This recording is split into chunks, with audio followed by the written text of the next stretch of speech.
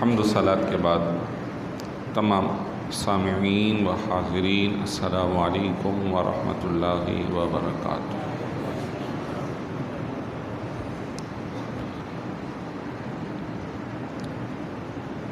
ماہ ذی الحج اپنے اختتام کو پہنچ رہا ہے اور ہجری سال کا آغاز ہوا چاہتا ہے۔ دیگر عرب ممالک اور یورپی ممالک میں انشاءاللہ امید ہے آج مغرب سے یعنی آج کے دن سے وہاں یکم محرم ہو جائے گی۔ آج ہمارے یہاں رؤیت ہلال کا اجلاس ہوگا، امید ہے آج نہیں تو کل یقینی طور پر یکم محرم الحرام۔ 1442 چل رہا تھا، اب 1443 چل رہا تھا تو 44 شروع ہو جائے گا۔ تو یہ ہجری کیلنڈر یاد دلاتا ہے ایک عظیم فرزند کی کہ جس نے تاریخ سے جوڑ دیا مسلمانوں کو۔ وہ ایسا فرزند تھا کہ فخر انبیاء، امام الانبیاء اس کے لیے دعا کرتے ہیں، اے اللہ تو وہ عطا کر دے۔ اسی وجہ سے ان کا لقب رکھا گیا مراد رسول، رسول اللہ کی مراد، آپ کی طلب۔ مقام یہ ملا کہ پہلے بھی ساتھ رہے، آج بھی ساتھ ہیں، کل حشر میں ساتھ مزار سے تشریف لائیں گے اور پھر جنت الفردوس میں بھی ساتھ ہی اللہ تعالیٰ مقام عطا فرمائے گا۔ سرکار دو عالم صلی اللہ علیہ وسلم نے فرمایا کہ دنیا میں یہ میرے 2 وزیر ہیں، وہ مقام و رتبہ کہ ارشاد فرمایا اگر میرے بعد نبی ہوتا تو نام لیا یہ ہوتے۔ میرے خیال اتنی باتیں سمجھ کر آپ کا ذہن پہنچ گیا ہوگا۔ میری مراد خلیفہ دوم حضرت سیدنا عمر بن خطاب رضی اللہ تعالی عنہ۔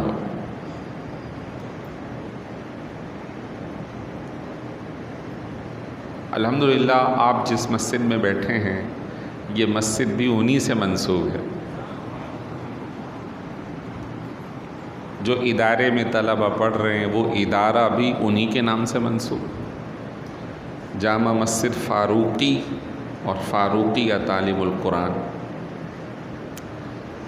اور جب یہ سربراہ وقت مقرر ہوئے تو حدیث تو یہ کہتی ہے کہ جس نے مسجد بنائی اس نے جنت میں اللہ اس کے لیے گھر بنائے گا۔ من بنا للہ مسجدا بنى اللہ لہ بیتا فی الجنہ، جو ایک مسجد بنائے اللہ اس کے لیے جنت میں گھر تعمیر فرمائے گا۔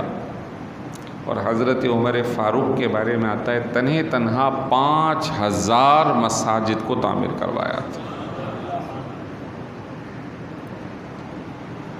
امام مقرر فرمائے، مؤذنین مقرر فرمائے، اساتذہ علماء مقرر فرمائے، جو لوگوں کو درس و تدریس کیا کرتے تھے، پڑھاتے تھے، دین کی بات سمجھاتے تھے، سکھاتے تھے۔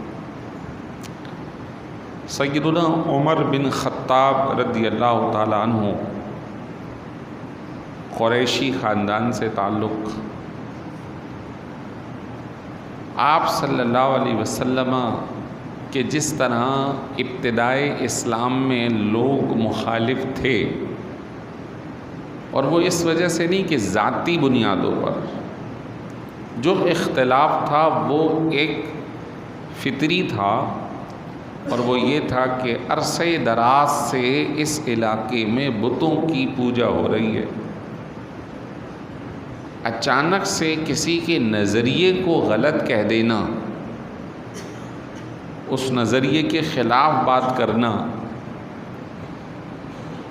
اس پر غصہ، مخالفت، یہ فطری معاملہ۔ تو ابتدائے اسلام میں بہت سارے لوگ اپنے بنیادی نظریے کے خلاف ایک نئے نظریہ آنے کی وجہ سے ہو گئے، جس کے اندر بڑے بڑے لوگ، اور ان میں سے یہ بھی حضرت عمر بن خطاب بھی، اور کیوں نہ ہو کہ یہ بہت اہم رکن تھے اس علاقے کے، کہ ان کو کسی بھی تنازع کے فیصلے کے لیے حکم یعنی قاضی بنایا جاتا تھا۔ بڑے بڑے ممالک جو اس وقت ریاستیں موجود تھیں، ان سے ڈیل، بات چیت، معاہدات، اس میں صف اول کے اندر عمر بن خطاب نظر آتے ہیں رضی اللہ عنہ۔ تو کیسے ہو سکتا ہے کہ ایک فرد اپنی ریاست کو مضبوط کر رہا ہو اور کوئی اسی ریاست کے خلاف کھڑا ہو تو اس کی حمایت میں کھڑا ہو جائے؟ یہ ایک فطری معاملہ تھا۔ لیکن سب کچھ مخالفت کے باوجود یہ دیکھ کر حیران رہ گئے کہ کوئی ایک جو دامن مصطفیٰ سے جڑ گیا وہ پلٹا نہیں، اس پہ چاہے کتنا ہی زور، شدت، جبر کر لیا جائے وہ پلٹ ہی نہیں رہا۔ حتیٰ کہ ان سے پہلے بہن آپ صلی اللہ علیہ وسلم سے وابستہ ہوئیں، کلمہ پڑھا، بہنوئی، پتہ چل گیا، خوب مارا، لہو لہان کر دیا کہ چھوڑ دو نیا مذہب، کہا نہیں چھوڑیں گے۔ پھر یہ ساری باتیں دیکھ کر واقعہ یہ بھی مشہور ہوا کہ آپ کی مخالفت صلی اللہ علیہ وسلم کی ڈائریکٹ شروع کر دی، اور ایک واقعہ یوں نقل کیا کہ مخالفت میں آمنا سامنا کرنے کے لیے گھر سے نکلے۔ ایک میں یہ ہے کہ آپ کو شہید کا ارادہ، اور ایک میں یہ ہے کہ مکالمہ کرنے کا ارادہ، بات چیت تو کی جائے، لیکن بس آمنا سامنا ہونا تھا کہ کچھ لمحے کی فوقیت سرکار دو عالم صلی اللہ علیہ وسلم کو، اور آپ مسجد حرام میں تشریف لے گئے۔ جب تک وہ آتے اتنے میں سرکار نے نماز کے لیے ہاتھ باندھ لی۔ اب تلاوت شروع ہے،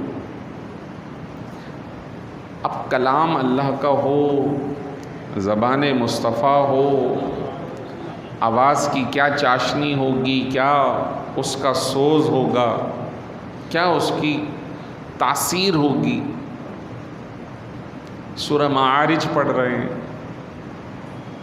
یہ 29ویں پارے کی سورت، سورہ الحاقہ، اس کی تلاوت ہو رہی ہے، اور ان دونوں کے اندر ہی پرانے زمانے کی قوموں کا تذکرہ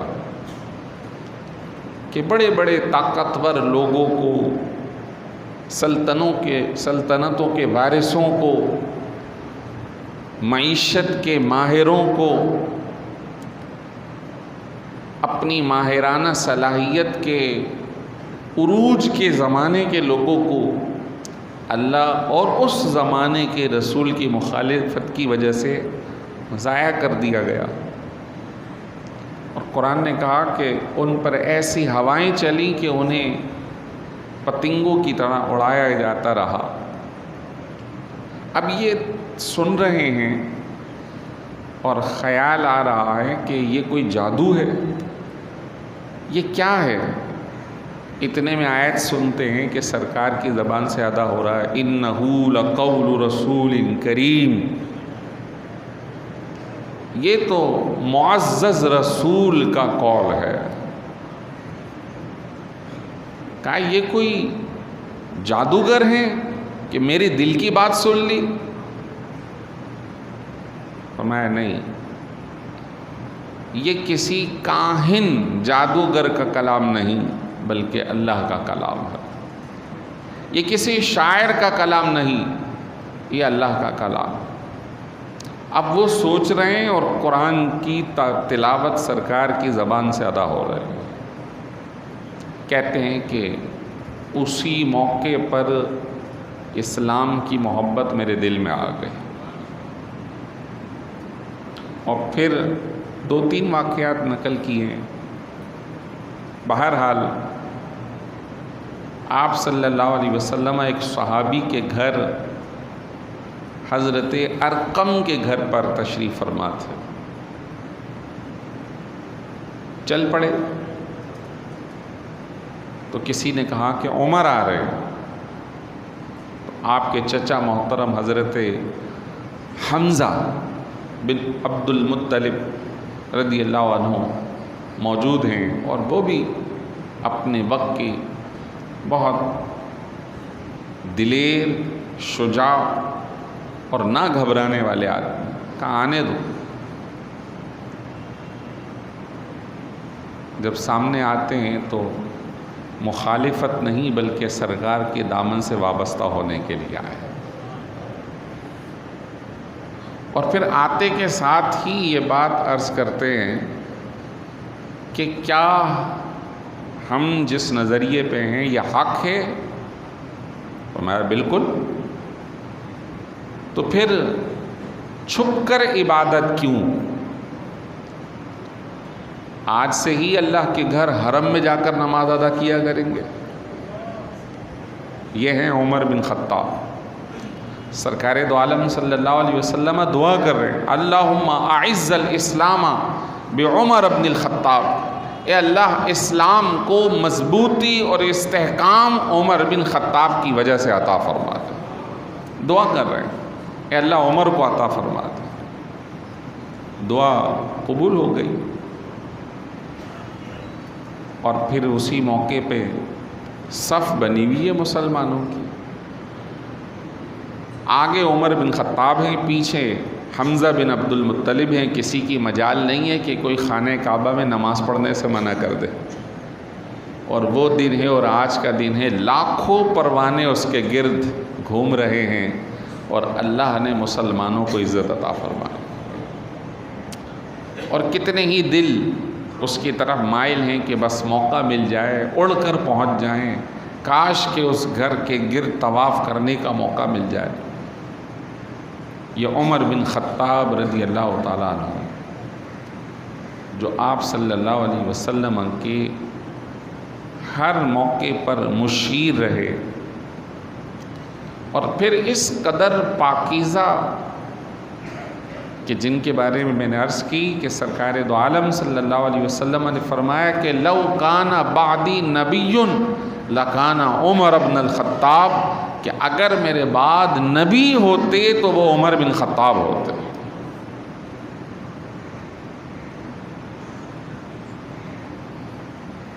کوئی بات دل میں آتی تو آپ صلی اللہ علیہ وسلم سے عرض کر دیتے، سرکار ایسا ہونا چاہیے۔ آپ صلی اللہ علیہ وسلم از خود فیصلہ نہیں فرماتے تھے، کیونکہ آپ اللہ کے رسول ہیں، جو حکم وہاں سے آتا وہی بیان فرماتے۔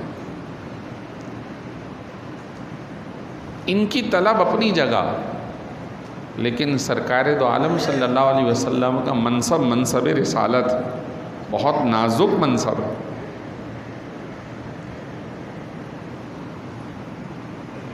عرض کی یا رسول اللہ صلی اللہ علیہ وسلم، یہ کفار جو غیر غیر مسلم ہیں وہ مسلمانوں کو تو تکلیف دے ہی دے رہے ہیں، بلکہ خواتین کو بھی تکلیف دیتے ہیں۔ کیوں نہ خواتین کو گھر میں رہنے، پردہ کرنے کا حکم دیا جائے؟ تو ابتدائے اسلام میں عام روٹین میں جیسے لوگ ہیں ویسے ہی آپ صلی اللہ علیہ وسلم نے ابھی کوئی جواب نہیں دیا۔ اللہ تبارک و تعالیٰ نے انہی الفاظ میں جو الفاظ عمر بن خطاب نے حضور کی بارگاہ میں عرض کی تھی، اللہ نے قرآن کی آیت اتار دی، یا ایھا النبی قل لازواجک وبناتک ونساء المؤمنین یدنین علیہن من جلابیبہن ذلک ادنی ان یعرفن فلا یؤذین۔ اے نبی محترم، اپنی بیٹیوں کو، اپنی بیویوں کو اور امت کے ساری خواتین کو حکم دے دیں کہ یہ اپنے اوپر پردہ کیا کریں، چادر اوڑھ کے رکھا کریں، یہ ان کے لیے بہتر ہے، انہیں تکلیف سے نجات ملے گی۔ مقام ابراہیم جہاں آج طواف کعبہ کرنے کے بعد چاہے وہ عمرہ کر رہا ہو یا حج کر رہا ہو تو طواف کے بعد جا کے 2 رکعت ادا کرنی ہے، پہلے نہیں تھا۔ عرض کی یا رسول اللہ صلی اللہ علیہ وسلم، ہمیں اس مقام کو مصلی بنانا چاہیے، ہمیں ادھر کھڑے ہو کے نماز ادا کرنی چاہیے۔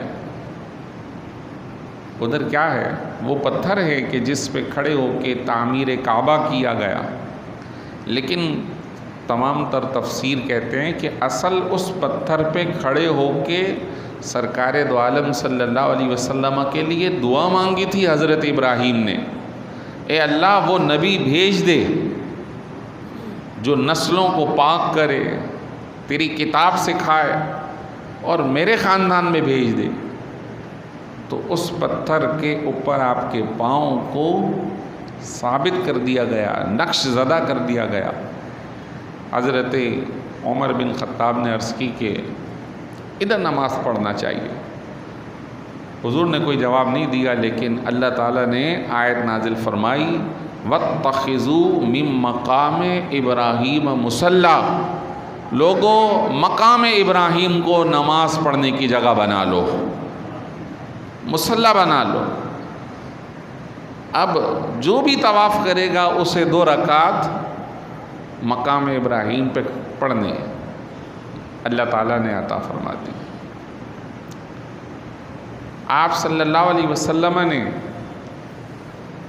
بدر کے موقع پر جب بہت زیادہ مخالفت ہوئی، آپس کی لڑائی ہوئی، چند لوگ مارے بھی گئے، چند پکڑے بھی گئے، جو پکڑے گئے تھے ان کے بارے میں حضرت عمر فاروق رضی اللہ تعالیٰ عنہ سے مشورہ ہوا، عمر تم کیا کہتے ہو؟ ابو بکر صدیق رضی اللہ تعالیٰ عنہ سے مشورہ ہوا، آپ کیا کہتے ہو؟ حضرت عمر فاروق رضی اللہ تعالیٰ عنہ نے مشورہ دیا کہ سرکار میں تو یہ کہوں گا کہ کیونکہ یہ اسلام کے آپ کے شدید مخالف ہے، تو جو پکڑے گئے ہیں انہیں بھی قتل ہی کر دینا چاہیے، اور قتل میں بھی یہ سختی کریں کہ جو جس کا رشتہ دار ہے اسی کو وہ دے دیں۔ اور خود بدر کے اندر اپنے ماموں کو خود مارا کہ تم سرکار کی مخالفت کرتے ہو۔ اس سے پتہ چلتا ہے کہ ایمان یہ ہے کہ چاہے وہ کتنا ہی قریبی رشتہ دار ہو، جب بات آقائے دو جہاں سرکار دو عالم صلی اللہ علیہ وسلم کی آ جائے گی تو پھر کوئی رشتہ داری نہیں، کوئی رشتہ داری نہیں۔ ایمان کا مرکز سرکار دو عالم صلی اللہ علیہ وسلم، اور خود قرآن نے بھی کہا، قُلْ إِنْ كَانَ آبَاؤُكُمْ وَأَبْنَاؤُكُمْ وَأَزْوَاجُكُمْ وَعَشِيرَتُكُمْ سورۃ توبہ کے اندر، اے حبیب کہہ دیجئے تمہارے ماں، تمہارے باپ، تمہارے بھائی، تمہاری اولاد، بیویاں، تمہارا کاروبار، تمہارا گھر، اگر رسول اللہ سے بڑھ کر تمہیں پسندیدہ ہے، جہاد فی سبیل اللہ سے زیادہ بڑھ کر تمہیں پسند ہے، تو پھر فتربصوا حتی یاتی اللہ بامرہ، انتظار کرو، اللہ کا حکم آنے ہی والا ہے۔ یعنی سخت ناراضگی ہے۔ لیکن اس وقت تک کیونکہ حکم واضح نہیں تھا، صدیق اکبر رضی اللہ تعالیٰ عنہ نے عرض کی کہ یا رسول اللہ، کیونکہ اللہ کا حکم نہیں آیا ان کو قتل کرنے کا، تو میں یہ عرض کرتا ہوں کہ ان سے فدیہ لیا جائے، اور جو فدیہ نہیں دے سکتا وہ مسلمانوں کے بچوں کو پڑھائے، انہیں تربیت دے۔ تو جنہوں نے دینا تھا انہوں نے پیسے دیے، جنہوں نے نہیں دینا تھا انہوں نے تعلیم دی، 10 بچوں کو پڑھایا۔ لیکن قرآن کی آیت حضرت عمر بن خطاب کے حق میں نازل ہوئی، لولا کتاب من اللہ لسبق، لولا کتاب من اللہ لسبق، یہ سورہ توبہ کی لولا کتاب من اللہ، اگر اللہ کی طرف سے مقرر نہ ہوتا، لمسکم، تو پھر تمہیں آ جاتا، تمہیں گرفت ہو جاتی۔ لیکن کیونکہ پہلے سے اعلان کیا گیا کہ جو فیصلہ تم نے کرنا ہے تو ٹھیک ہے، فدیہ لے لیا، ٹھیک ہو گیا، لیکن اللہ کی رضا یہ تھی کہ ان کو بھی قتل کیا جاتا۔ تو اب یہ بات بتانا مقصود یہ ہے کہ حضرت عمر بن خطاب رضی اللہ تعالیٰ عنہ کا مقام اس قدر بلند و بالا، آپ کا عالم اپنی رعایا کی خبر گیری کا، جو کہ آج کے حکمرانوں کے لیے، آج کے سربراہوں کے لیے، ہر وہ شخص جو کسی جگہ کا سربراہ ہے، 4 بندوں کا بھی سربراہ، یہ بہت اہم معاملہ ہے۔ سب سے پہلے تو یہ ہے کہ آپ صلی اللہ علیہ وسلم نے کبھی بھی کسی عہدہ مانگنے والے کو عہدہ نہیں دیا۔ کچھ سرکار کے خاندان کے آئے، حضرت عباس بن عبد المطلب کے صاحبزادگان اور دیگر رشتہ دار آئے کہ یا رسول اللہ ہمیں فلاں علاقے کا گورنر بنا دیجئے۔ آپ صلی اللہ علیہ وسلم نے انہیں بالکل بھی نہیں بنایا، فرمایا تمہاری ضرورت جو ہے وہ بتاؤ کیا ہے، وہ ضرورت تمہاری بیت المال سے پوری کر دیں گے، ہمارے پاس ذاتی پیسہ ہے اس سے کر دیں گے، لیکن تمہیں سربراہ نہیں بنائیں گے۔ حضرت ابو موسیٰ اشعری ایک صحابی رسول ہیں جو کہ حضرت عمر فاروق کے زمانے میں یمن اور دیگر علاقوں کے بھی گورنر رہے ہیں، یہ ابتدائے اسلام کی بات ہے۔ تو 2 صحابیوں نے ان سے کہا کہ آپ کے حضور سے اچھے قریبی مراسم میں ہم چاہتے ہیں آپ کے ذریعے حضور سے ملیں، بتایا نہیں کیوں ملے۔ حضور سے ملاقات کی اور وہ دونوں صحابی بھی مل لیے۔ خیر خواہی کے بعد انہوں نے اپنا مدعا پیش کر دیا، تو آپ صلی اللہ علیہ وسلم نے حضرت ابو موسیٰ اشعری کو ناراضگی سے فرمایا یہ کیا ہے؟ عرض کی حضور مجھے معلوم نہیں تھا کہ یہ یہاں آ کر کسی علاقے کا عہدہ مانگنا چاہتے۔ اور پھر حضرت عمر فاروق رضی اللہ تعالیٰ عنہ نے اگر عہدہ ملا تو ایسا حق ادا کیا کہ بعد والے بھی یوں سمجھ جائیے کہ وہ حق ادا نہ کر سکے، وہ حق ادا نہ کر سکے، اور خود کہتے رہے کہ اس نہج کو پہنچایا ہے کہ بعد والوں کے لیے ایک آزمائش ہو گئی ہے کہ اس مقام اور اس سلسلے کو اس طرح برقرار رکھا جائے۔ لیکن آپ نے اپنے دیانت داری، امانت داری، اور فرمایا کہ اگر کسی شخص کو کسی علاقے کا سربراہ ایسے کو بنایا گیا جو اس کا اہل نہیں، تو بنانے والوں نے اپنے بعد والوں سے خیانت کی۔ بعد والوں سے خیانت کی اور اس خیانت کے اوپر بھی جواب دہی ہوگی، اور اپنے عہدے کا کبھی غلط استعمال نہیں کیا، بلکہ اگر کوئی استعمال کرنے کی کوشش کرتا تھا تو اس کے خلاف آپ بھرپور انداز میں ایکشن لیتے تھے۔ ایک گورنر کے بھائی نے کسی رعایا یعنی جو علاقے کا ایک عام فرد تھا، ریس لگی، اس آدمی کا گھوڑا جیت گیا تو اس پر کہ تیرا گھوڑا کیوں آگے بڑھا، اس نے اس کو مارا کہ میرا بھائی گورنر ہے۔ اس نے جا کے عمر بن خطاب رضی اللہ تعالیٰ عنہ کو شکایت کری کہ آپ نے ایسے لوگوں کو گورنر بنایا جو ہم پہ ظلم و زیادتی کر رہے ہیں۔ آپ بہت ناراض ہوئے، اور پھر حج کے موسم میں یعنی کہ جب حج ہوتا تھا تو آپ سارے گورنر اور سارے لوگوں کا احتساب کرتے تھے، تو کوڑا اس کے ہاتھ میں دے دیا اور گورنر کے بھائی کو بلایا اور سارے مجمع کے سامنے کہا مارو، اور پھر گورنر کو کہا کہ اللہ نے ان لوگوں کو آزاد پیدا کیا ہے، تم نے کب سے ان کو غلام بنا لیا۔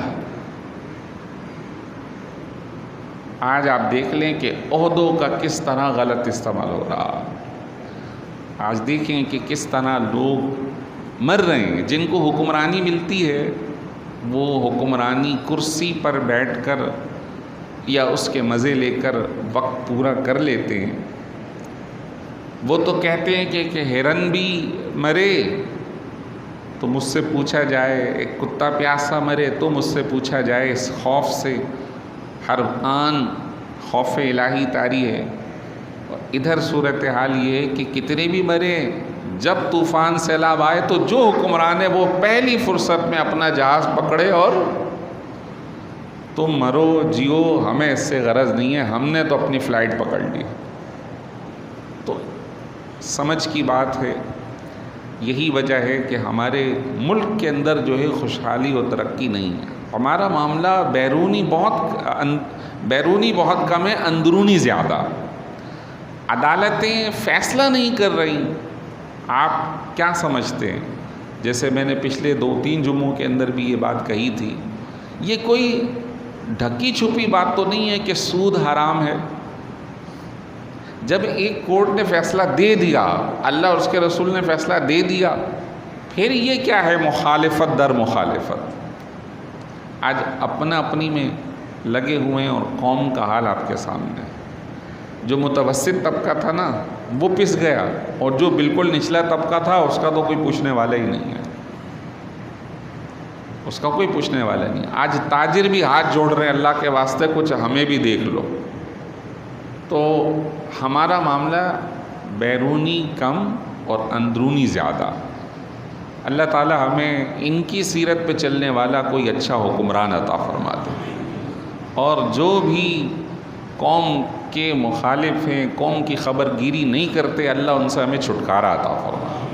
وآخر دعوانا الحمدللہ رب العالمین۔